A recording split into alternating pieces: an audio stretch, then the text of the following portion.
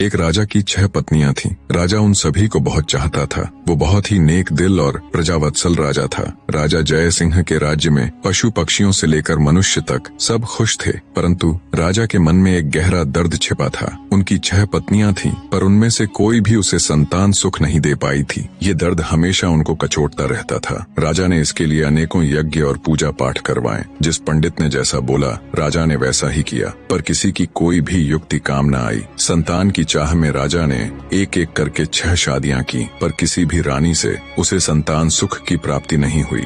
एक दिन राजा जय सिंह शिकार के लिए जंगल गए। वहाँ एक मृग का पीछा करते करते वो जंगल में दूर तक निकल गए। मृग तो भाग निकला, पर अब राजा भूख और प्यास से व्याकुल हो गया। तभी राजा के कानों में पानी के बहने की ध्वनि पड़ी। ध्वनि सुनते ही राजा की जान में जान आई। सोचा, जरूर आसपास ही कोई पानी का झरना है। भूख न सही, कम से कम प्यास तो मिटेगी। राजा ने ध्वनि की दिशा में तेजी से अपना घोड़ा दौड़ा दिया। जल्द ही राजा की आंखों के सामने एक बड़ा झरना था, पर जब राजा झरने के पास गया, तभी उसके कानों में एक स्त्री की आवाज पड़ी। अंधे है क्या? दिखाई नहीं देता? एक लड़की स्नान कर रही है। भूख प्यास से व्याकुल राजा ने उस तरफ तो ध्यान ही नहीं दिया था। लड़की की आवाज सुन राजा चौंक गया। उसने तुरंत अपना मुंह फेर लिया और बोला, क्षमा करे देवी, मैं इस जंगल में बहुत देर से भूखा प्यासा भटक रहा हूँ, जिससे विचलित होने के कारण मैं आपको देख नहीं पाया। इतना कह राजा मुंह फेरे ही वहाँ से कुछ दूर चलकर खड़ा हो गया। कुछ ही पलों में वह लड़की स्नान से निवृत्त होकर राजा के पास आई। उसने सूखे वस्त्र धारण किए थे